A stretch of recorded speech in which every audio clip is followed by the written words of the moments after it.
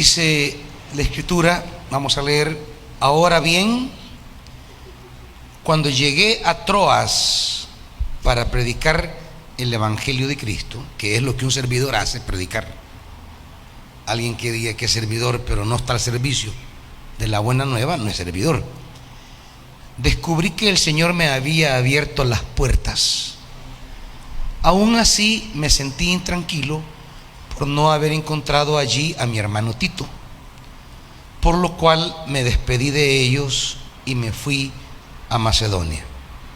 Sin embargo, gracias a Dios que en Cristo siempre nos lleva triunfantes y por medio de nosotros esparce por todas partes la fragancia de su conocimiento. Porque para Dios nosotros somos el aroma de Cristo entre los que se salvan y entre los que se pierden. Para estos somos olor de muerte que los lleva a la muerte, para aquellos olor de vida que los lleva a la vida. ¿Y quién es competente para semejante tarea? A diferencia de muchos, nosotros no somos de los que trafican con la palabra de Dios. Más bien, hablamos con sinceridad delante de Él en Cristo, como enviados de Dios que somos. ¿Acaso comenzamos otra vez a recomendarnos a nosotros mismos? ¿O acaso tenemos que presentarles o pedirles a ustedes cartas de recomendación como hacen algunos? Ustedes mismos son nuestra carta, escrita en nuestro corazón, conocida y leída por todos. Es evidente que ustedes son una carta de Cristo expedida por nosotros, escrita no con tinta, sino con el Espíritu de Dios viviente, no en tablas de piedra, sino en tablas de carne en los corazones. Esta es la confianza que tenemos de Dios por medio de Cristo. No es que nos consideremos competentes en nosotros mismos. Nuestra capacidad viene de Dios. Él nos ha capacitado para ser servidores de un nuevo pacto, no el de la letra, sino el del Espíritu, porque la letra mata, pero el Espíritu da vida. Yo quiero que oremos al Señor. Padre, aquí estamos ante tu palabra. Regálanos un corazón inclinado a recibirla, a acogerla. Un corazón como el de Josías, que se enterneció ante la palabra. Quita toda rudeza, quita todo bloqueo, quita los velos que no nos dejan entender la nueva alianza. Y háblanos para poder cumplir con excelencia el propósito de nuestra reconciliación, el objetivo de nuestra amistad, y poder ser una iglesia luz, una iglesia pan. Espíritu Santo, guíanos en el nombre de Jesús. Amén. En las mentes de muchos de ustedes, con este planteamiento de la nueva alianza, se viene un murmullo de pensamiento. Bueno, y entonces, ¿qué pasa con el pecado? Ya no tiene el pecado una presencia real. Entonces no tiene entonces el pecado que ser tratado. ¿Qué pasa con la santidad sin la cual nadie verá al Señor? No somos llamados entonces a ser santos y puros. O sea que hoy puedo hacer todo lo que me da la gana y nada va a afectar con Dios. y comenzamos a pensar que el nuevo pacto o la nueva alianza es una licencia para vivir como queremos, o que es un libertinaje. Aunque no me iré por ese lado, pero en lo que vamos a explicar, más que explicar el pecado que debemos trabajar, vamos a caminar en lo que resuelve el asunto, y es la vocación, el llamado. Vamos a trabajar esto mejor, porque no podemos convertir el pecado en un objetivo de un tema central en la espiritualidad. El pecado, que dicho sea de paso, no es un conjunto de acciones, sino más bien una mentalidad, cómo pensamos respecto a. No es tanto los actos, ¿verdad?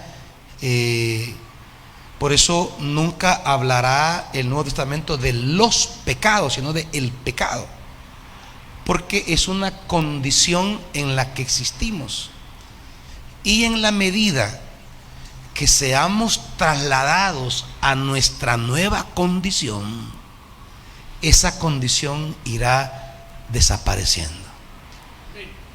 Pero la mentalidad bíblica no es concentrarme en el pecado como objeto de atención. No, porque es una condición, digamos, es una esfera. Es lo que Pablo va a hablar siempre. Es la vieja naturaleza. Es una condición antigua. Ahí está.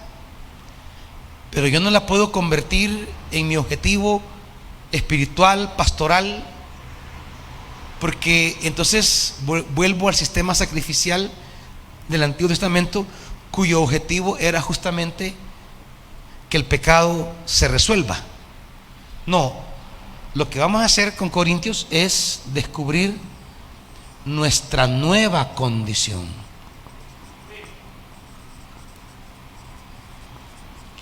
Y en la medida que yo asumo mi nueva condición en Cristo, todas las cosas que estorbaban la vida y la comunidad y la misión, digamos, irán desapareciendo, pero no porque las estemos señalando y sean objeto, decir, pecado número 1, trabajemos esto. No, digamos, no vamos a trabajar el egoísmo, trabajemos el amor. Si trabajo el amor, esto va a desaparecer. Pero es como entender el planteamiento del Evangelio. ¿Sí, hermanito?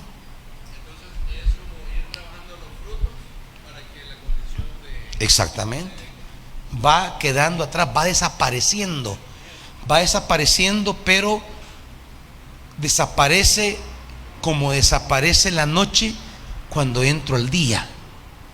No hago retroceder la noche, no, me meto a la luz. Y cuando entro a la luz, entonces la oscuridad cede. Lo que necesito entonces es hablar de la luz y entrar a la luz. Cuando yo entre a la luz, todas las cosas que oscurecen la vida humana irán desapareciendo. Pero hay que venir a la luz. Y es el drama del Evangelio de Juan. Ellos no quisieron llegar a la luz para que sus obras no sean reveladas y diluidas. Entonces, lo que el Nuevo Testamento hará y lo que Cristo va a hacer es hablarme de lo que Él tiene y de lo que Él quiere, y meternos en eso comienza a desmontar, a desensamblar toda esta vida que a veces estorba mi paz, estorba la comunión, estorba la familia, arruina las relaciones, daña la comunidad, estorba ser luz. Pero vienen a trabajarse no porque vamos a concentrarnos en el pecado para resolverlo, es que no podemos resolverlo. Si por eso apareció Él.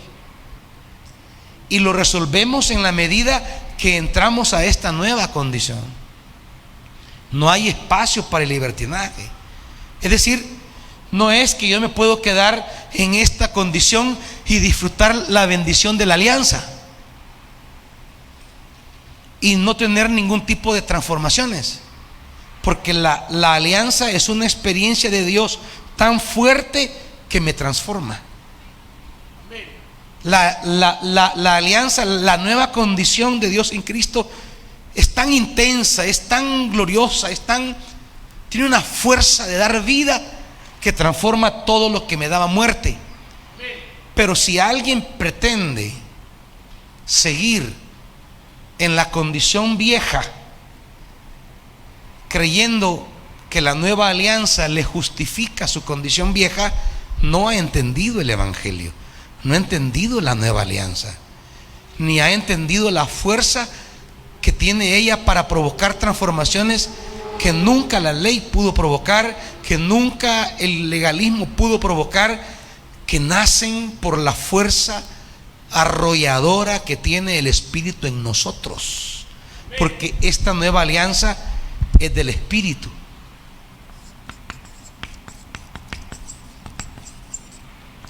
Y donde el Espíritu aparece, las cosas no pueden seguir igual. Donde el Espíritu se hace presente, la vida cambia.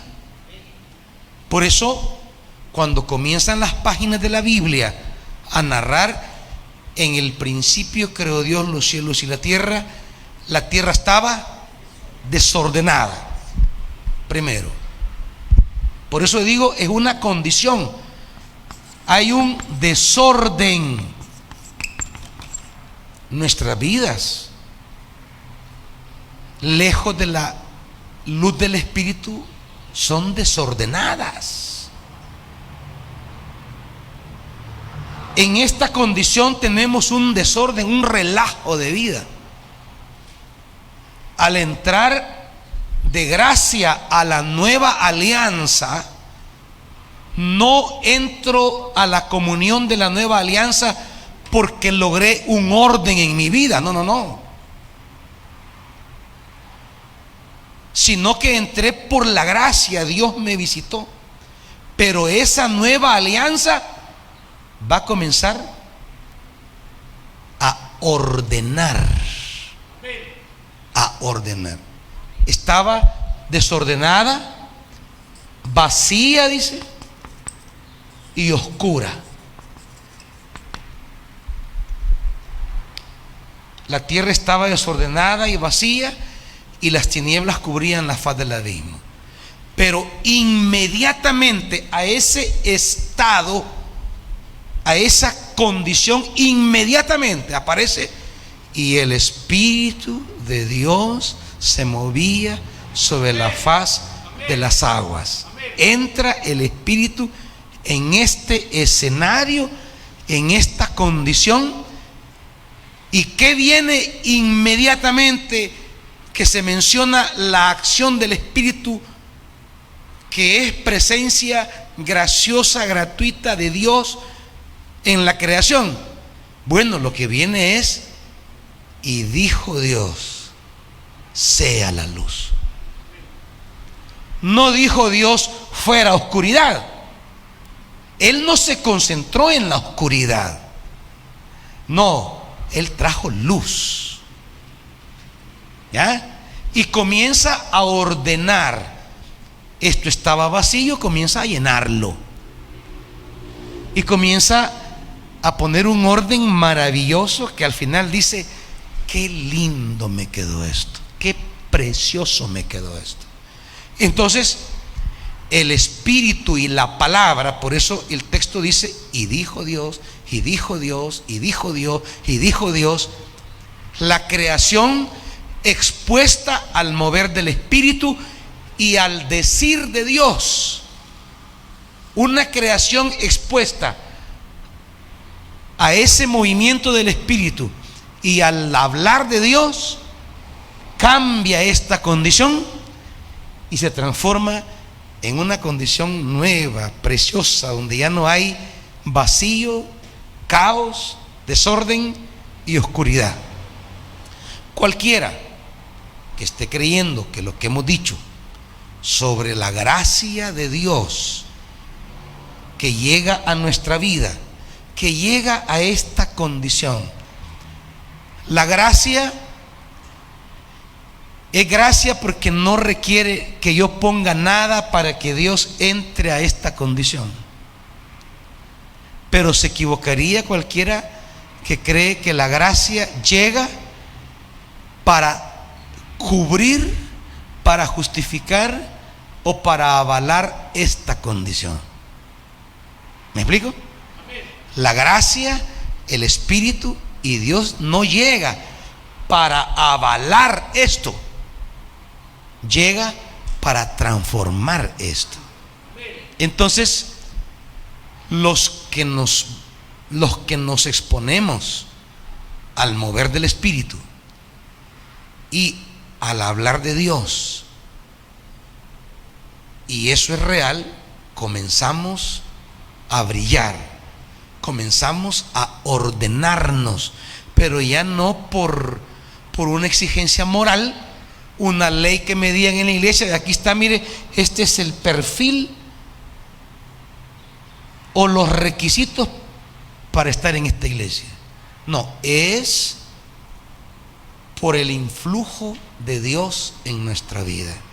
Y entonces la vida cristiana se vuelve una relación de amor con el Espíritu, continua, permanente, día tras día.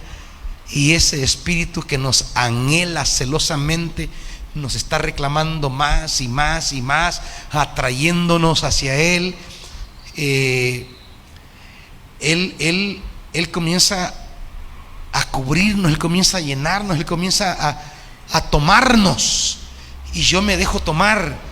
Y entonces el ser tomados por el Espíritu y la vida que la palabra provoca, la eficacia que la palabra provoca, cuando yo acojo y recibo esa palabra con alegría, entonces voy entrando a mi nueva condición y comienzo a revelar signos de esa nueva condición.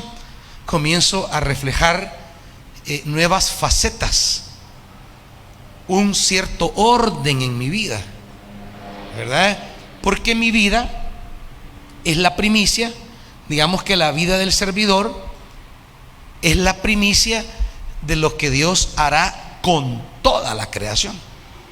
Porque esta creación, que una vez más entró en caos cuando el hombre se rebela contra Dios, se revela su palabra, la creación vuelve a entrar en caos. Dios inició todo un proceso de redención en la persona de Cristo Jesús, y por eso la Biblia va desde Génesis, que es la creación, hasta Apocalipsis, que es la nueva creación. Entonces, ese es un proceso redentor del cual nuestra vida es la primicia de nueva creación, de nueva humanidad, y por tanto debe comenzar a reflejar los signos que Dios está ahí. Pues, ¿cómo voy a decir Dios está conmigo y sigue habiendo desorden, vacío y oscuridad? Eso no se puede. No va. Entonces, si yo digo estoy en la nueva alianza, estoy en Cristo, quiere decir que entré a un proceso que no es una cosa instantánea como es el café y la Maruchan y muchas cosas más, que de un día para otro creemos que ya estoy pleno. No, entro a un proceso que debe progresar, eso sí. No es de un día para otro, pero no es estático tampoco. Debe progresar y comienzo a dar signos de orden. Uno en su vida bien puede descubrir los desórdenes de antes y el orden que hoy tiene hoy, pero no porque me han impuesto una ley, una obligación, o porque ficticiamente me he sujetado a eso. No, es una nueva realidad que se ha ido apoderando de mi vida, me ha tomado, y hoy tengo un orden que yo no tenía antes. Yo puedo ver de mi juventud mis vacíos, mis oscuridades y mi desorden, pero yo puedo ver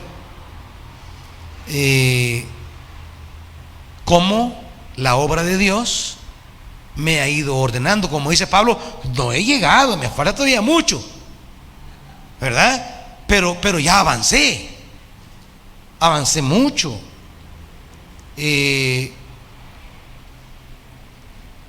Yo en mi vida he vivido desórdenes, y a lo largo de la vida ha habido muchas personas desde el concepto de la antigua alianza que me miraban y decían, este no es digno. Y yo estaba claro que por un lado ellos tenían la mentalidad de la vieja alianza, pero por otro lado yo sabía también que había dado motivos. No es que de la nada sacaban su idea sobre mí.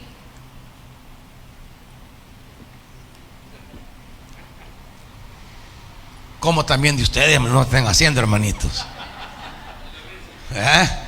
Lo que sucede es que cuando a veces uno ya avanzó y ya llegó a un nivel de cierta madurez y estabilidad y orden, ya no quiere hablar de eso feo, y es más, lo sepultamos y que nadie lo sepa. ¿Mande? Sí, pero no, a veces hay que recordar ese desorden para poder entender a los que van entrando, ¿verdad? Porque a veces miramos con cierto recelo al que va entrando con su desorden, pero un día yo estuve también en ese desorden, pero no para justificar su desorden, no, sino para ayudarle a que él debe cambiar ese desorden, porque si no, no ha entrado a la gracia. Es que esto no es de que ya hice la oración del pecador y ya soy salvo. No. Veamos los frutos, veamos los resultados, porque tiene que haber resultados, porque la palabra es viva y eficaz. Pero ¿dónde está la eficacia? ¿Dónde está la eficacia? ¿Dónde están los resultados? Alguien que entra a la iglesia pero sigue permanentemente en esto, tendríamos que preguntarnos si de verdad ha alcanzado, como diría Hebreos, la gracia. O sea, ha recibido, mejor dicho, la gracia, que es la traducción más correcta. Habría que preguntarnos si de verdad la gracia lo ha tocado, o la religión, nada más.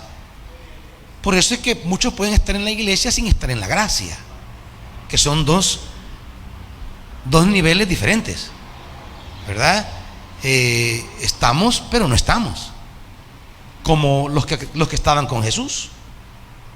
Ahí estaba Judas, pues, y compartió la mesa, compartió las cosas más íntimas de Jesús, pero nunca entró a la gracia. Entonces, era uno de los 12, pero no era realmente. Entonces, se da esa realidad en la vida de la iglesia. Entonces, el trabajo pastoral de uno es que cada hermano entre a esa comunión continua con el Espíritu, le dé acogida a la palabra y valore la palabra, ame la palabra. Y entonces esas son, como decía Irineo de León, la palabra y el Espíritu son las dos manos con las que el Padre nos está empujando a la nueva. Vamos, avancen. Y nos empuja y nos lleva hasta que vamos entrando a esta nueva condición en la cual este caos va desapareciendo y vamos siendo luz. Ya no somos oscuridad, hoy somos luz, ¿verdad? Ya no tenemos ese vacío que a veces en la vida vamos llenando con un montón de tonteras. Vamos llenando ese vacío con materialismo, vamos llenando con la búsqueda enloquecida de experiencias sentimentales o aventuras. Vamos llenándonos de un montón de cosas porque ese vacío lastima. Pero Él comienza a llenarme de cosas nuevas. Él comienza a habitar en mí y hacer de mí una casa que Él comienza a adornar. Y entonces muchas de estas cosas que aún se habían convertido en vicio en mi vida, ya no las necesito, porque el vicio era nada más el apetito por llenar un vacío que estaba allí. Pero cuando tengo una experiencia que me ha impactado más y ha llenado mi casa y me ha adornado, ya aquello ya ni lo necesito. Entonces van desapareciendo. Entonces nos vamos desvistiendo y nos vamos revistiendo, que es una de las metáforas que Pablo usará. Entonces,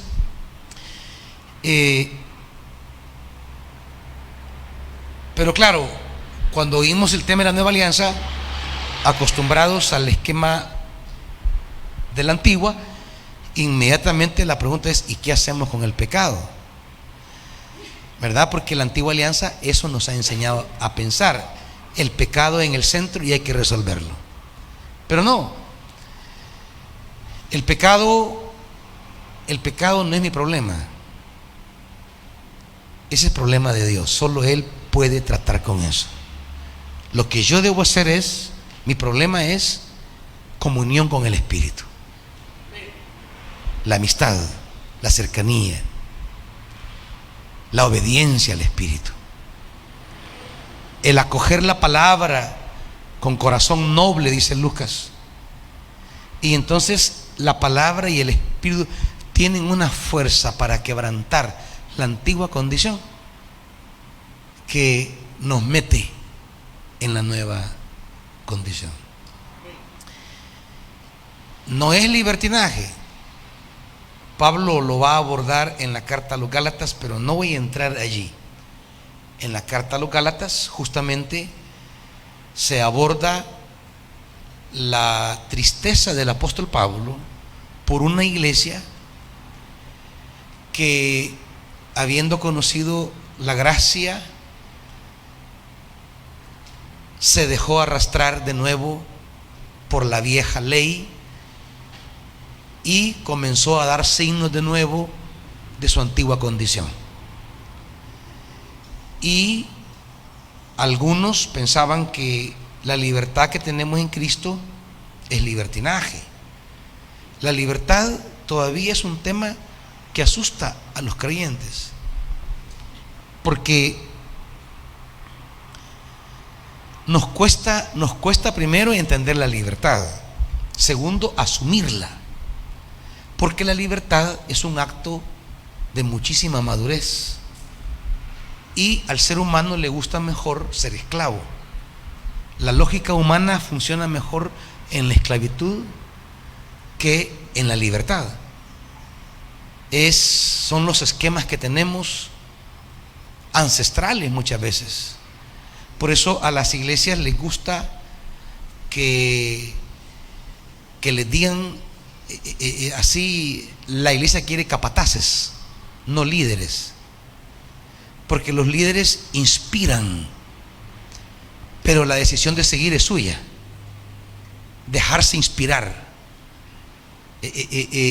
dejarnos seducir, que es lo que Jeremías dice: me sedujiste y fui seducido. O Pablo dice: me constriñe, me seduce el amor de Dios. Entonces, pero yo decido dejarme seducir a las palabras que Dios me está hablando. Él me está, como dice, me llevaba al desierto para hablarme bonito y enamorarme. Pero yo decido si me dejo seducir. Pero no nos gusta tomar esa decisión, sino más bien nos gusta el capataz, el Dios que llega y va a poner la rigidez: o me seguís o te mato. Y entonces nos gusta eso, que no tengamos alternativa. Pero Dios jamás actúa así. Él, por eso en Hebreos, cuando habla de los pastores, Él les dirá a ellos, se ha traducido por obedecer, pero la traducción es: déjense seducir por quien les predica la palabra. Es una decisión que debe tomar. Y entonces usted debe analizar, pensar y tomar una decisión que traerá consecuencias a su vida. El impacto de la obra de la palabra y del Espíritu será grande cuando usted se deje seducir. Pero a la gente le gusta más: no, dígame las 10 cosas que debo hacer y las que no, y ahí voy a caminar. No, es que no es así. Usted tiene que ir discerniendo, porque lo que a mí me pide el Espíritu quizás no se lo va a pedir el pastor Yuri, porque somos procesos diferentes, personalidades, debilidades, caminos diferentes, y el Espíritu nos va a llevar a cada uno según su situación. Es como el padre trata a los hijos de manera diferente, y a veces el hijo se enoja que le da un trato distinto al otro, porque el hijo quiere la ley, todos por igual, ¿verdad? Así quiere el hijo, y Dios no nos trata en la ley. El Padre nos trata a cada uno de manera distinta. Las cosas que a mí me permite, quizás no se las va a permitir al hermano, y las cosas que a él le permite, quizás a mí me cierra puertas, porque Él nos conoce a cada uno. Pero eso ya es una relación, no es una ley. O sea, ya no es resultado de un papel externo que me dice cómo, sino de una relación. El Espíritu me habla, me guía, me enseña, que esa es clave de la nueva alianza, que ya lo vamos a ver. Todos serán enseñados por Dios. O sea, es exponernos a una guía real, auténtica, eficaz del Espíritu, como persona con quien camino en una relación. Y cuesta, porque como toda relación cuesta. Toda relación de verdad cuesta. Por eso cuesta el matrimonio. Eso no es fácil, ¿viste? Eso es. A ver, la gente me puede oír hablar mal del matrimonio, pero no es que hable mal. Hablo de la realidad del matrimonio. Que eso es un lío, porque cuando nos casamos nos metemos a un berenjenal.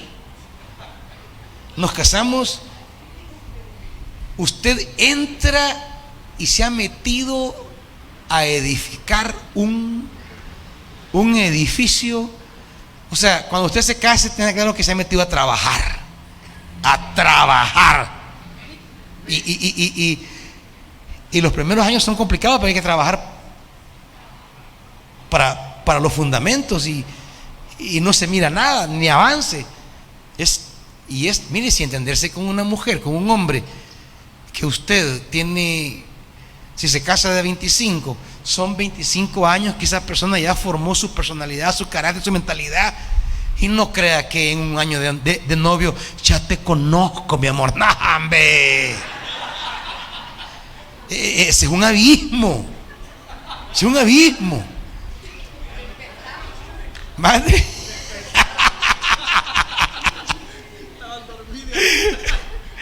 No, es un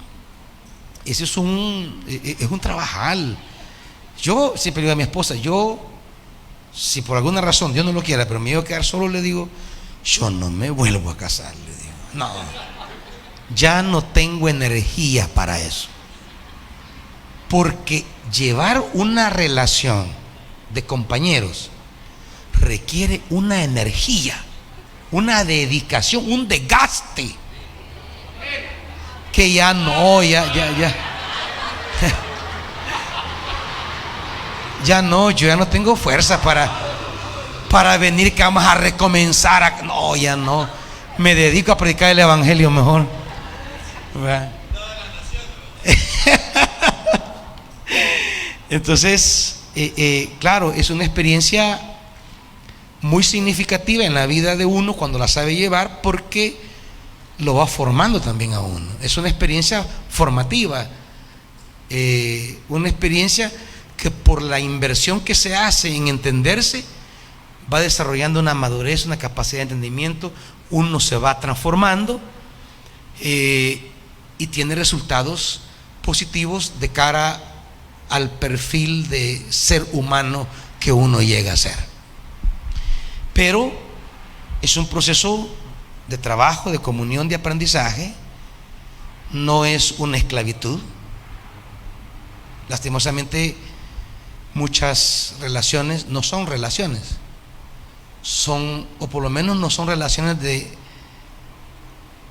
compañerismo, que es como el Génesis lo describe, dos compañeros, sino que para hacer más fácil o llevadera y ahorrarnos tanto problema, creamos relaciones de dominación y pertenencia, que son relaciones de poder más fáciles, facilitan todo, pero no se convierten en un real matrimonio. No es un verdadero compañerismo, no es una verdadera sociedad, porque hay dominación y posesión. Me ahorro pleitos, ¿por qué? Porque vas a hacer lo que yo diga, punto. Entonces no hay manera de descubrir la alteridad. O sea, ella o él es totalmente otro a mí. No es una extensión mía, no es una prolongación mía, no es continuidad de lo que yo pienso, quiero o soy. No, es totalmente otro. Si que esto es el asunto. Y crear condiciones de alteridad donde realmente el otro sea realmente otro y este otro, y se puedan entender en una relación de respeto y compañerismo. Ese es el trabajo, ese es el trabajo. Pero en estas condiciones viejas rigen el esquema del mundo, y en el esquema de la sociedad no nos vamos a entender. No, aquí es yo voy a decir y vos vas a obedecer, nada de entendimiento, ¿verdad? El rico al pobre, el amo al esclavo, y no hay nada más que hablar, el marido a la mujer, y santo remedio. Entonces no se da una puesta en común, no se da a respetar la alteridad, los espacios del otro, sino una absorción. Esas relaciones que absorben al otro, creyendo que en la medida que lo absorbo, yo voy a estar seguro y la voy a controlar o lo voy a controlar, e implanto un sistema casi policíaco en la relación, ¿verdad? Le controlo si va a la iglesia, en cuánto va a llegar, en cuánto va a regresar, y andamos en revisándole la ropa, dame la clave del celular, y en nombre de que lo vamos a compartir todo, lo usamos como estrategia de control, ¿verdad? Y anulamos los espacios propios de cada quien. Pero eso es de la vieja condición. Se esperan incluso relaciones matrimoniales nuevas, frescas, bañadas por la nueva alianza, ¿verdad? Y no regidas por la vieja alianza, ¿verdad? Donde claro, con frecuencia se da del hombre a la mujer el aspecto de la dominación física, pero la mujer respecto al hombre ejerce dominación psicológica. No crean que no. Sí, el hombre quiere imponer la fuerza y que aquí te va a mandar yo, y el control y todo. La fuerza bruta controlando y llevando la relación, la amenaza del golpe, la amenaza de la violencia, pero la mujer, ante el déficit a veces físico de control, tiene sus maneras también de querer controlar, manipular la cosa, ¿va? Entonces esto tiene que representar nuevos caminos, nuevos senderos. No puede ser concebible una relación familiar, esposa, padres, hijos, donde hayan atropellos continuos a la dignidad del otro, a la alteridad del otro o a la dignidad de los hijos, porque se deben gestar nuevas relaciones. Es que este es el evangelio, nuevas relaciones, comenzando desde la casa, ¿verdad? Y uno reconoce esos espacios, esas libertades, se respetan, se guardan, y si hay diferencias, esas diferencias deben permanecer intactas. Es que no es que nos parezcamos, es que seamos diferentes justamente, e integrarnos en eso, y por eso les digo que este es un trabajo. Si es como Dios con nosotros, si es un gran trabajar que tiene el Espíritu Santo con usted y conmigo. O sea, el Espíritu no llega y nos dobla el brazo, vaya, vas a ser santo, desgraciado. No, va. Él comienza a trabajar. Se imagina qué fatigoso es para el Espíritu trabajar con todos nosotros. Pero como dice Él no se cansa, ni se da por vencido, y sigue trabajando, y sigue trabajando, y sigue trabajando, y sigue trabajando. Y aquí vamos, Él sigue trabajando. Claro, Él es el infatigable, ¿verdad? El eterno infatigable, que en esa relación sigue trabajando, y es modelo de cómo nosotros debemos trabajar entre nosotros como familia, entre nosotros como iglesia. Si trabajar con muchos hermanos aquí es un lío, caprichosos, orgullosos, altivos, sensibles, y es trabajoso para uno, es trabajoso. Al principio, cuando uno comienza, uno pues sí, que aquel trabajo pastoral amoroso, uno hasta se angustia, se enferma. No, yo ya no, hermanito, yo ya le dije al pueblo, yo les voy a predicar y vean qué hacen. Pero no, hay que trabaje el Espíritu, porque yo ya no, hermanito. Porque uno anda ahí, que se desvela, que mire, que venga, pastor, y estoy hasta la 1 de la mañana allá. Y uno muy bondadosamente va, pues después la gente que después anda hablando a espaldas de uno, ¿verdad? No, mire, yo ya no le doy importancia a mucha gente. O pleitos de gente que, pastor, viene a aconsejarnos, y termina haciendo lo que les da la gana. Me hacen perder saliva, tiempo, energía, concentración, todo. Entonces no, yo ya les digo, no, miren, que Dios haga el milagro, porque ya no. Mire, por eso es que los pastores ahí andan todos enfermos, angustiados, que les da la presión alta, que el azúcar, y todos enfermos porque tantas cosas que absorben, y van tomando todos los tanates. No, hermanitos, no podemos hacer eso, ¿verdad? Y después uno se muere y ustedes siguen fregando, ¿verdad? Solo, ay, se nos murió el pastor, ¿verdad? Tan paciente que era, paciente, ¿verdad? Mejor muéranse ustedes, les digo yo. Bien, vayamos a Corintios, porque ya nos despistamos de aquí, hermanito. Inicialmente, el apóstol Pablo va a trabajar algunas cosas que no somos y algunas cosas que sí somos.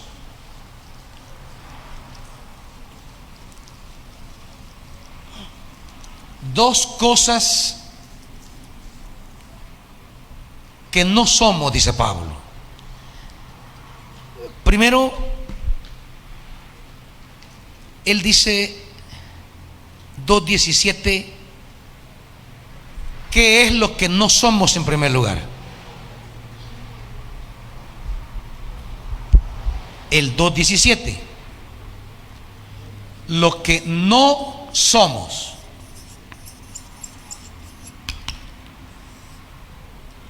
¿Qué no somos, hermanitos?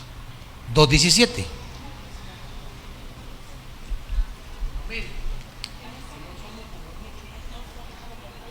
¿Qué?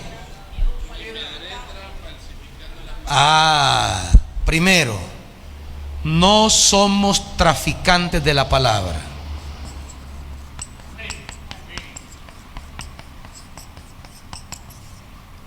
Eso hay que tenerlo muy claro. ¿En qué sentido tiene una función esta frase en lo que Pablo está abordando? La primera preocupación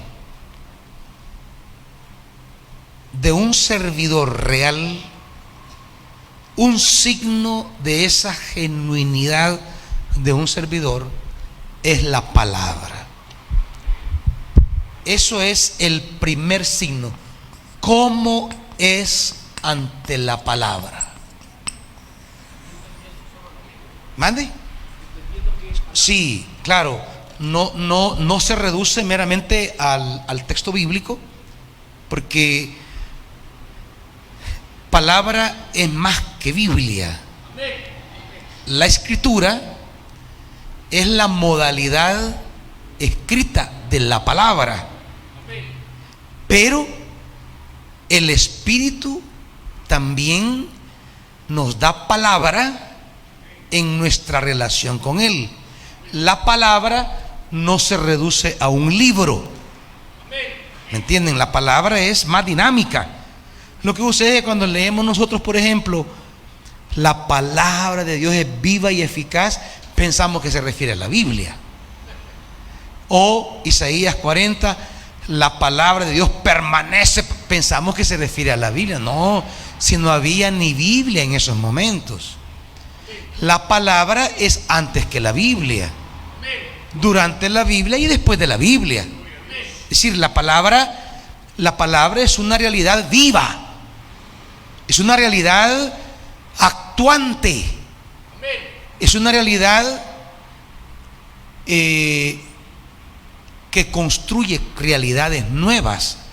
La Biblia no necesariamente construye realidades nuevas, porque la Biblia es un libro. Y como tal, yo puedo llegar a conocer el libro sin que ese libro en sí mismo tenga un impacto. Hasta que ese libro se haga palabra, entonces crea nuevas cosas. Por eso aquí yo creo nuevas las cosas. Está hablando de la fuerza de la palabra que está creando. Un ejemplo sencillo es los magos del Oriente, los que venían con una convicción, con una revelación, diríamos, muy novedosa, extraña, pero certera. ¿Dónde está el rey de los judíos que ha nacido? Unos paganos, unos persas, lo que hoy es Irán. 3 iraníes, para que entiendan mejor, llegan preguntándole a unos cristianos, ¿verdad? Para usar nuestro lenguaje hoy, llegan preguntando, miren, ¿dónde está el rey que ha nacido? Rey, nosotros, claro, ellos como paganos entienden que si es un rey ha nacido, van al palacio, en su esquema normal, y van donde Herodes. Ellos tienen la convicción, la claridad que ha nacido un rey. Lo han discernido, se los ha mostrado el Señor. Son sacerdotes persas. No el mago era un sacerdote que estudiaba los astros para dirigir y aconsejar al rey. Entonces llegaron unos sacerdotes, ellos eran sacerdotes persas, y Dios les mostró lo que nadie había entendido en Jerusalén: que el rey había nacido. Herodes manda a llamar a los que conocen la Biblia, donde dice el profeta que va a nacer el Mesías, y ellos responden 10, se sacaron 10 en Biblia, pero 0 en palabra. 10 en Biblia porque respondieron correcto: en Belén Efrata, porque tú, Belén, no eres de la más pequeña, pero de ti saldrá el libertador. En Belén. 10 en Biblia, pero en palabra 0. ¿Por qué? Ellos respondieron un texto, pero no una nueva realidad. La palabra no es para recitar un texto, es para crear nuevas realidades en la humanidad, en la historia, nuevas realidades entre nosotros. Entonces ellos respondieron con la Biblia, pero no movieron un centímetro para ir donde el rey que había nacido, ni un centímetro, porque la Biblia no les habló, porque para que ella hable se requiere algo más que conocer la letra, se requiere algo más que conocer el mero texto, se requiere una apertura a Dios, al discernimiento, a la labor del Espíritu. Y entonces ellos, con Biblia en mano, ni cuenta se dieron que el rey ya había nacido, que la palabra se había hecho carne en Belén. Pasaron inadvertidos. Entonces, cuando hablamos de la palabra, estamos hablando de esa realidad divina en la que Dios me permite comprender lo que Él está haciendo.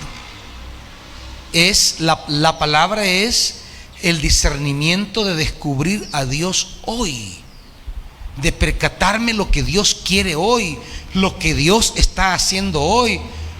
La palabra es la comprensión. La palabra es fruto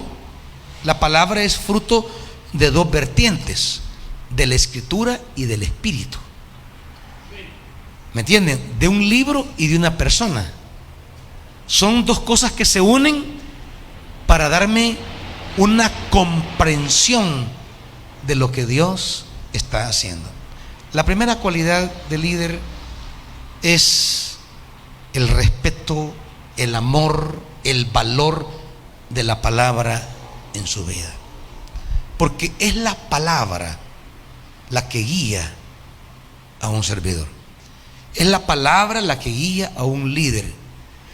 La palabra como un parto, la palabra es un parto entre el texto y el espíritu. Esa escritura que somos llamados a conocer y el espíritu al que somos llamados a relacionarnos se unen y van a parir una comprensión de Dios del cual yo debo representar. Yo debo ser una persona que vive del parto de la Biblia y del Espíritu. Y ese parto, en el caso de ese momento, fue Jesús. Ese parto, esa palabra es viva, siempre llega a mi vida, y yo debo seguir conociendo a Jesús hoy, porque la Escritura y el Espíritu al final quieren que yo conozca más a Jesús. Es mi relación con Jesús, mi intimidad con Jesús, mi seguimiento de Jesús, quien es la palabra por excelencia. Él es la palabra por excelencia. Entonces yo debo conocerlo a Él, es lo que Pablo dice. Mi gloria mayor es conocerlo a Él. A Jesús hay que seguirlo conociendo, Hay que seguirme adentrando en Jesús, caminando con Jesús, siguiendo a Jesús, ser discípulo de Jesús. El discipulado no ha terminado. Yo me convierto en discípulo de Jesús en el constante fluir del parto de la palabra entre la Escritura y el Espíritu. Yo sigo conociéndolo a Él. Ese es el asunto. Los magos fueron a conocer a Jesús, porque ese es el objetivo de todo esto: conocer más a Jesús. No es afiliarme a una doctrina, no es afiliarme a una rutina, es conocerlo más a Él. Jesús sigue siendo a quien debo conocer, seguir, imitar, servir, amar hasta el final. Y la Escritura y el Espíritu justamente tienen la finalidad de apuntarme a Cristo, de empujarme a Cristo, de llevarme a Cristo y de mantenerme firme en Cristo. Es un constante comprender cada vez más a Cristo como palabra operante en mi vida, como palabra que construye nuevas realidades, a Cristo como palabra que renueva, que ordena, que ilumina, a Cristo como palabra que me transforma, que me cambia, que me transfigura, a Cristo como palabra que me fortalece, me perdona, me limpia, me empuja, me cambia. Es una relación tan, caminar con Jesús de una manera como caminaron aquellos en Palestina, pues. Él aquí anda y ando con Él y mira a Jesús o sea, es esa interacción continua entre Jesús y nosotros. Eso lo posibilita el testimonio escrito de Jesús, que es la Biblia, y el testigo vivo de Jesús, que es el Espíritu Santo. Hay un testigo y hay un testimonio que me quieren convertir a mí en testigo presente de Jesús. ¿Me entiendes? Entonces, no podemos traficar con la palabra. Decir,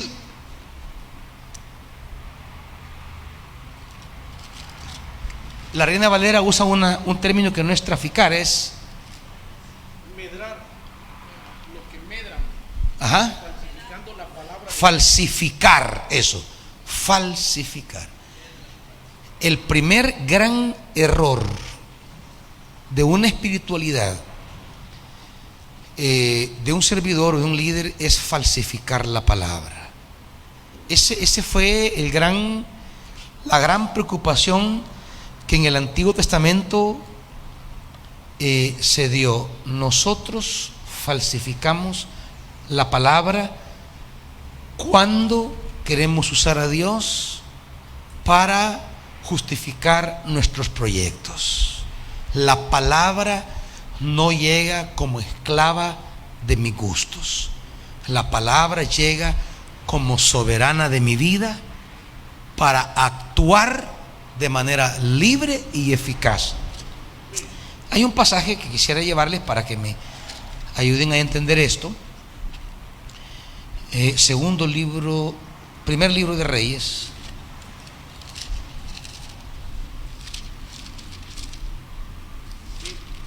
capítulo 22. Primer libro de Reyes, capítulo 22.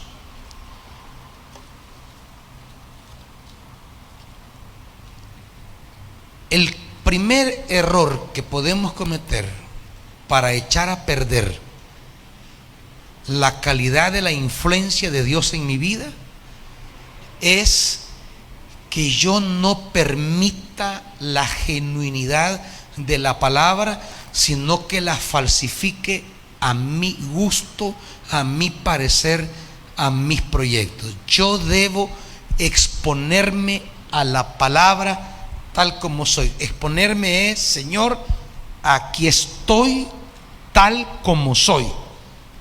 Háblame lo que tú me quieras decir. Aunque esa palabra a veces llegue como brisa suave, a veces va a llegar como martillo, a veces como fuego. ¿Por qué? Porque es una palabra que tiene que ordenar, llenar e iluminar. Y hay cosas que pueden estar estorbando la luz de Dios. Hay que bajar esa cortina, ¡ras! que a veces estamos acostumbrados a unas cortinas en nuestra vida que no las queremos quitar. Entonces dice aquí el pasaje, capítulo 22 del primer libro de Reyes: durante 3 años no hubo guerra entre Siria e Israel, pero en el tercer año Josafat, rey de Judá, fue a ver al rey de Israel, el cual dijo a sus funcionarios: ¿no saben que Ramot de Galaad nos pertenece y no hemos hecho nada para obligar al rey de Siria a que nos la devuelva? Así que le preguntó a Josafat: ¿irías conmigo a pelear contra Ramot de Galaad? Josafat le respondió al rey de Israel: estoy a tu disposición, lo mismo que mi pueblo y mis caballos. Pero antes que nada, ojo, aquí viene Josafat y Acab, 2 reyes. Acab, pues un rey que no toma en cuenta la seriedad de la palabra. Él tiene un proyecto y es recuperar una tierra perdida, y se ha empecinado en irla a recuperar independientemente de lo que Dios piense. Esto quiero, punto.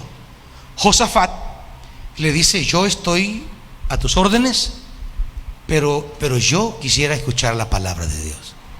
Entonces dicen 6: así que el rey de Israel, hablando de Acab, reunió a los profetas, que eran casi 400, y les preguntó: ¿debo ir a la guerra contra Ramot de Galaad o no?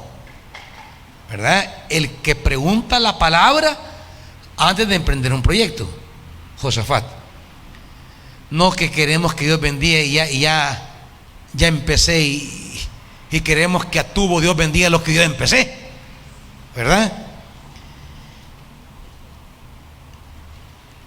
¿Y qué le dijeron los profetas? Vaya su majestad, porque el Señor la entregará en sus manos. Pero Josafat sentía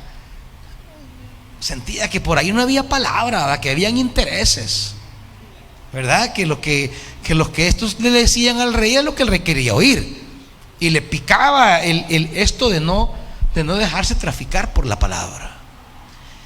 Y entonces él pregunta en el 7: ¿no hay aquí un profeta del Señor a quien podamos consultar? Y Acab le respondió: sí, todavía hay alguien por medio de quien podemos consultar al Señor, pero me cae mal, me cae muy mal. ¿Por qué? Porque nunca me profetiza nada bueno, solo me anuncia desastre. Cuando nos cae mal que la palabra desarma nuestros proyectos, nuestras ilusiones, que ya estábamos construyendo el castillo y la palabra me dice: no es lo que quiero.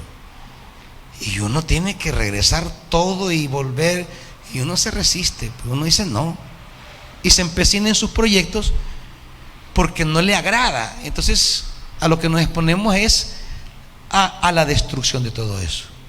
Entonces sigue diciendo: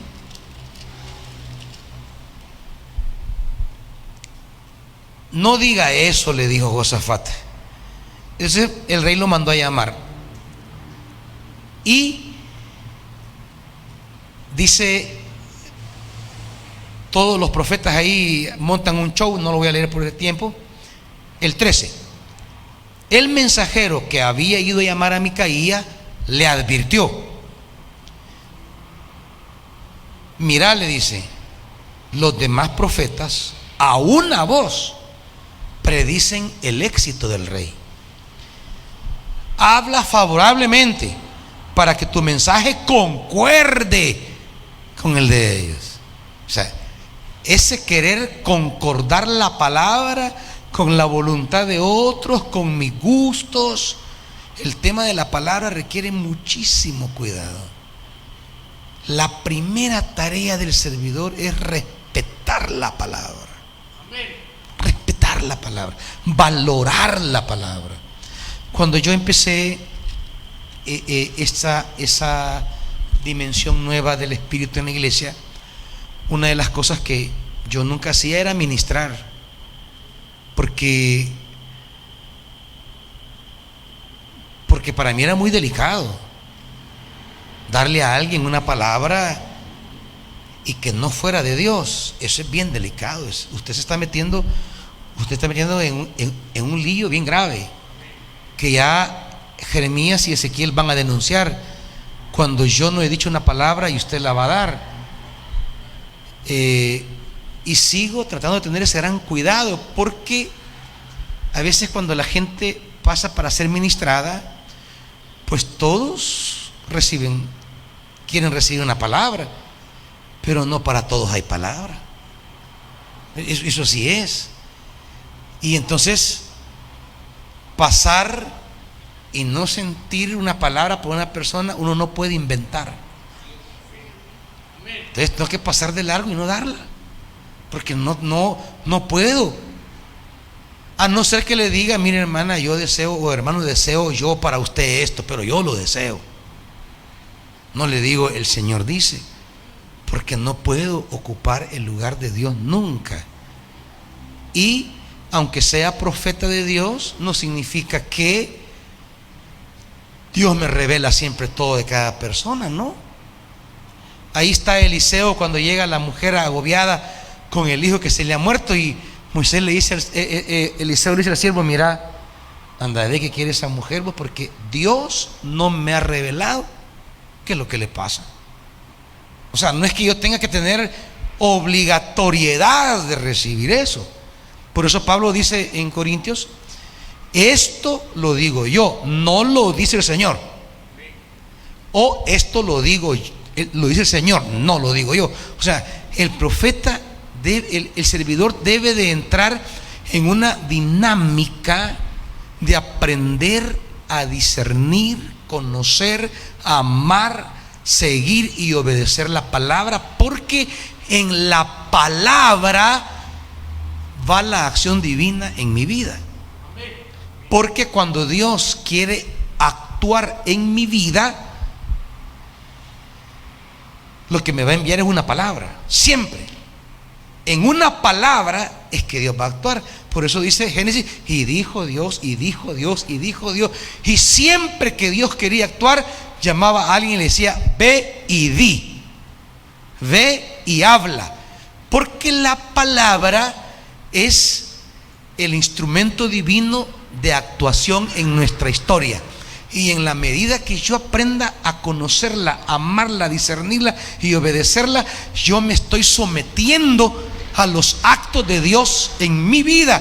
Pero si la palabra no ocupa un lugar central, o la acomodo a mi gusto, yo estoy perdiendo esto que les digo, pasar de esto a esto, y me estoy quedando aquí en la oscuridad, porque es la palabra la que dinamiza los propósitos divinos en mi vida. Eso dice Isaías: ella no volverá a mí vacía, sino hará lo que yo quiero.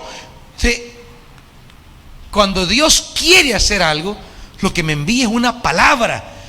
Pero si esa palabra, yo me desentiendo de esa palabra, o la acomodo a mi gusto, ya entonces salgo fuera de lo que Dios quiere hacer en mi vida, y ya me vuelvo a mi voluntad. Ese es el pecado que sí se va a hablar en el Nuevo Testamento. Ese es el pecado del que sí se va a hablar, de cuando yo no me quiero exponer a Dios, no quiero entrar en ese dejarme obrar, me resisto, me niego. Entonces, ¿qué posibilidad tengo que Dios haga algo en mi vida si rehuyo a la palabra? ¿Qué posibilidad tengo si he falsificado la palabra? Entonces, sigamos aquí. Vamos a avanzar rapidito porque el tiempo nos va. Entonces dice, como le dijeron: mira, habla como todos están hablando. Y él dice: tan cierto como que vive el Señor, ten la seguridad que yo le anunciaré al rey lo que el Señor me diga. Cuando compareció ante el rey, viene la pregunta que le hicieron a nosotros: ¿debemos ir a la guerra contra Ramot de Galaad o no? ¿Y qué le dice el profeta? Ataque su majestad, que vencerá, porque el Señor la entregará en sus manos. Él le dijo lo mismo que le dijeron todos. Pero miren la reacción del rey y pregúntese por qué. El rey le reclamó: ¿cuántas veces debo hacerte jurar que no me digas nada más que la verdad en el nombre del Señor? ¿Por qué el rey no le creyó a Micaías? ¿Y por qué sí le creyó a los 400 que le dijeron exactamente lo mismo? ¿Por qué? ¿Qué había de diferencia? ¿No era lo que él quería oír, pues?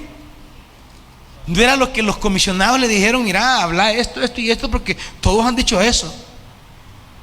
¿Y no es lo que el rey ansiaba, que el profeta bendijera el proyecto y le dijera: anda con todo? Entonces, ¿por qué lo rechaza? ¿Por qué no lo acepta? ¿Por qué no se alegra? Sino que se molesta. Y aquí viene la respuesta. Ante esto, 17, Micaías concedió: vi a todo Israel esparcido por las colinas como ovejas sin pastor. Y el Señor dijo: esta gente no tiene amo, que cada cual se vaya a su casa en paz. El rey le dijo a Josafat: ya ves, no te dije, jamás me profetiza nada bueno, solo me anuncia desastre. ¿Qué diferencia hay entre la primera palabra y la segunda palabra? Usted que leyó el texto, ¿qué diferencia, qué elemento hay en la primera respuesta que armonizaba con los 400 profetas y esta respuesta que ya desagradó al rey? ¿Qué elemento está presente? ¿Mande? Pero allí en el texto, ¿qué frase? Ahí está, esa es la frase. En la primera respuesta, jamás dice el profeta: el Señor dice. No puede decirlo, porque no es lo que Dios le ha dicho. Por eso en ningún momento él solo le dice: ataque, que vencerá, porque el Señor le entregará en sus manos. Pero nunca dice: esto dice el Señor. Y en la segunda respuesta, entonces él ya habla de lo que el Señor ha dicho. Jehová ha dicho. Palabra del Señor. El rey sabía el respeto que Micaías tiene por la palabra, y él esperaba que dijera: Jehová dice. Jehová dice. Pero nunca lo oyó decir. Y en la segunda parte sí escuchó decir: Jehová dice, pero no le gustó lo que Jehová dijo. Hay que tener cuidado en esto. Hay un episodio más que quiero traer con esto del cuidado de la palabra. Primera Reyes, capítulo 13.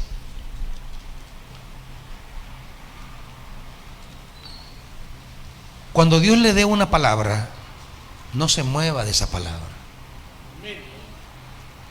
No se mueva de esa palabra.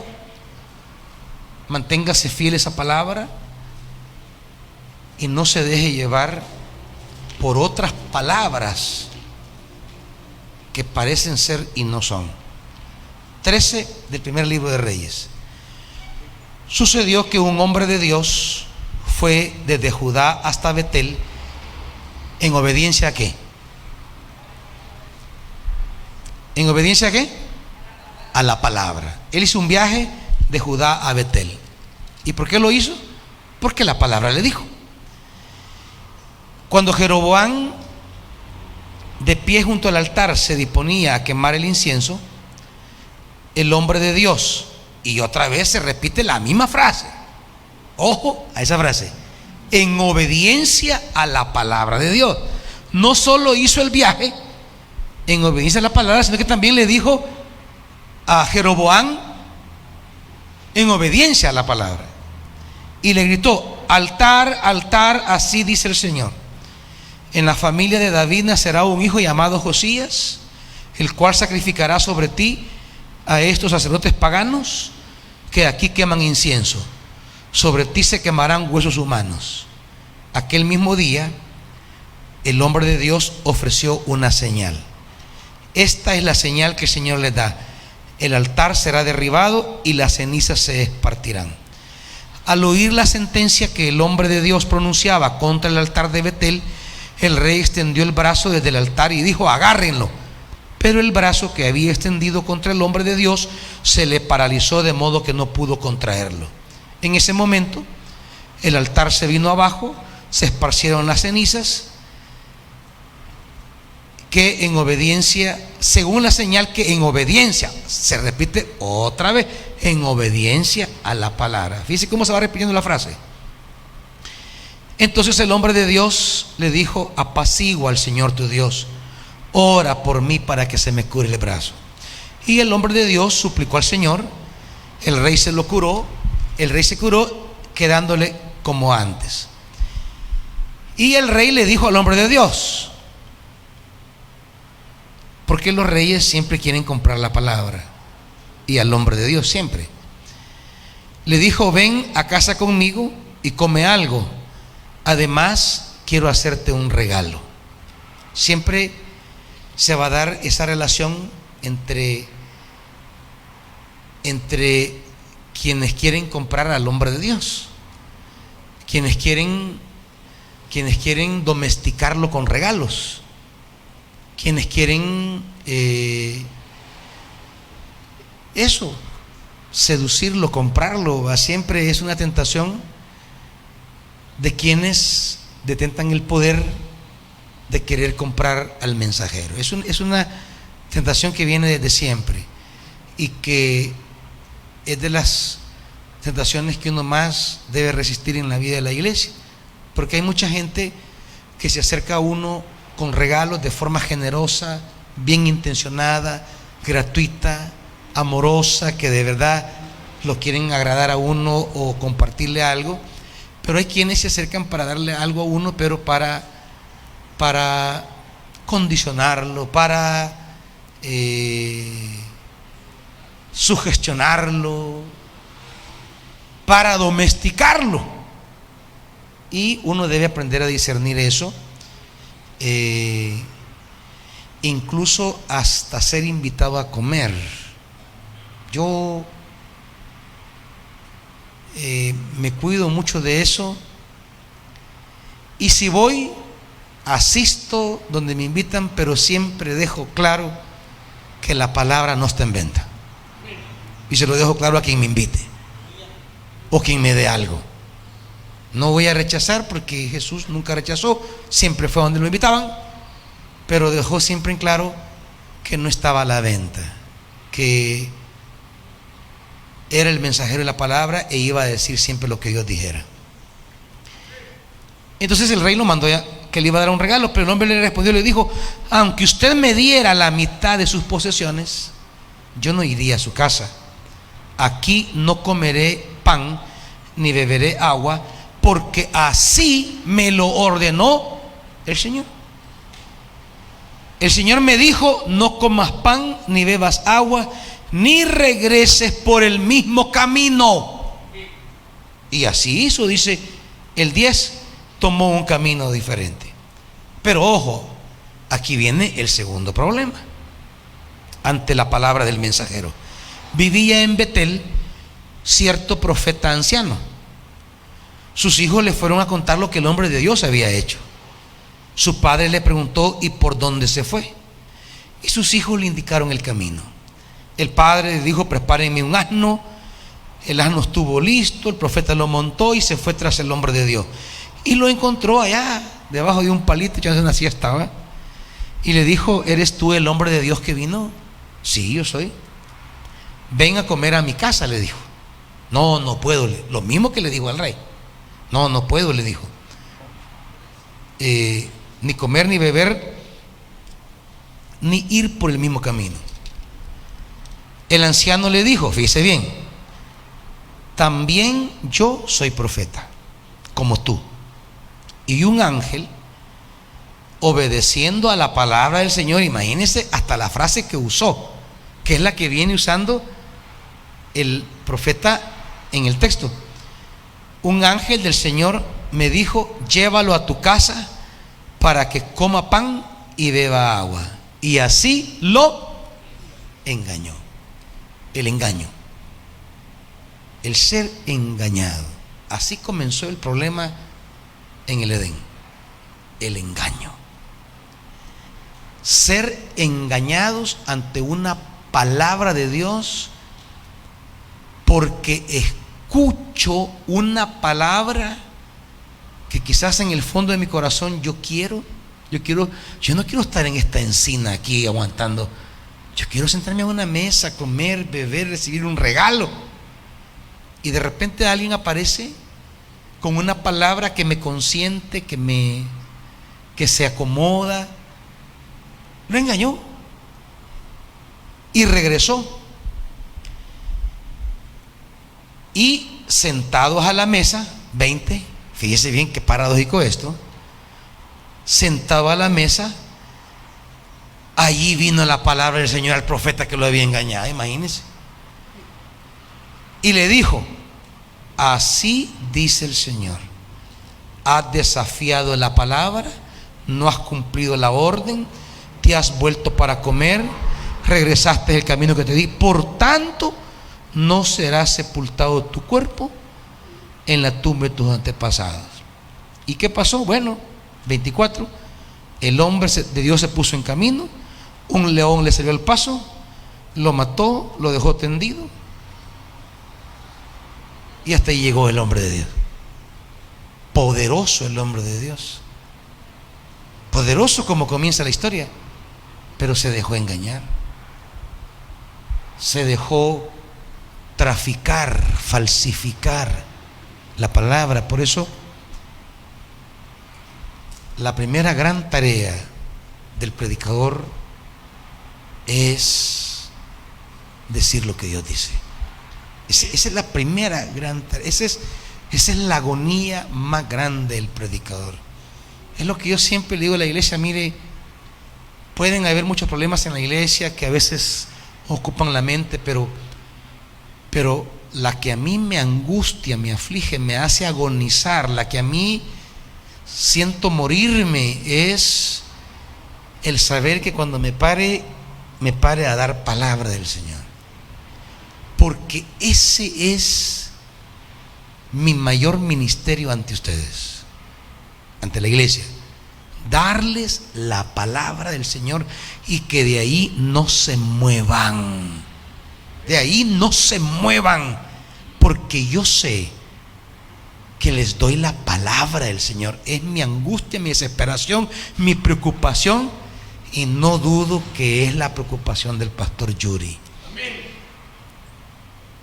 Es la palabra que recibimos, que les entregamos, y que no quisieran que ustedes se muevan. Pero sabemos, y este es uno de los dolores de Pablo en Gálatas, acompáñenme. Uno de los dolores de Pablo en Gálatas es la iglesia que se dejó mover, la iglesia que se dejó estorbar.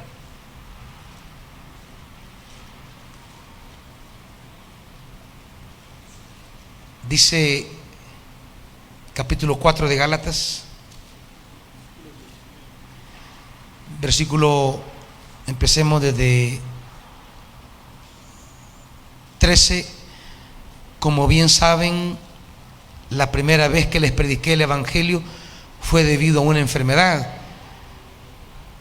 Y aunque esta fue una prueba para ustedes, no me trataron con desprecio ni desdén, al contrario, me recibieron como un ángel de Dios, como si se tratara de Cristo Jesús.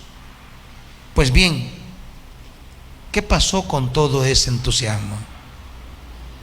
Me consta que de haberle sido posible, se habrían sacado los ojos para dármelos. Y dice más adelante, en el capítulo 5, versículo 7, ustedes estaban corriendo bien. ¿Quién los estorbó para que dejaran de obedecer a la verdad? Tal instigación no puede venir de Dios, que es quien nos ha llamado. Hermanos, la palabra se anuncia, y esa palabra los lleva en un camino donde ustedes corren bien, pero siempre habrán estorbos para apartarles de esa palabra. Siempre. Los Gálatas corrían bien, pero fueron estorbados. Uno de los mayores errores que puede cometer un servidor es dejarse estorbar la palabra. La palabra no es cosa mía, solo soy mensajero, no es cosa de él, solo es mensajero. Pero cuando alguien comienza a minarle la mente, como la serpiente se acercó a Eva, con que Dios os ha dicho, ¿no? Y comenzaron a corroerle la mente, y ella prestó el oído. Cuando usted presta el oído a una palabra que no es la palabra de Dios, eso lo va a destrozar, eso lo va a arruinar. Y sabe una cosa paradójica que uno observa en la vida de la iglesia. Fíjese que los que le duermen y le estorban la palabra, miren, ahí están ellos, y el estorbado se va. Y el que estorba ahí sigue fregando gente. Mire si es donde de irse. Ahí está. Y el que se dejó estorbar se echó a perder, se arruinó, perdió el contacto con la palabra y los frutos que trae esta palabra, porque esta palabra es poderosa.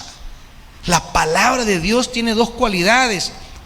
Por un lado, es frágil. La palabra es frágil porque usted la puede despreciar, usted la puede rechazar. Pero por otro lado es poderosa. Cuando usted la acoge y la recibe, esa palabra desata el poder de Dios en nosotros. Por eso la primera gran preocupación del servidor es la palabra. La palabra. Porque en esa palabra va lo que Dios quiere hacer, cumplir, realizar en usted. Hagamos una pausa porque la tripa ya chilla. Amén. Vaya pues.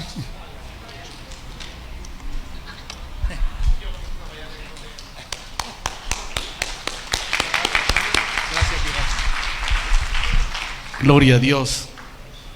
No sé ustedes, pero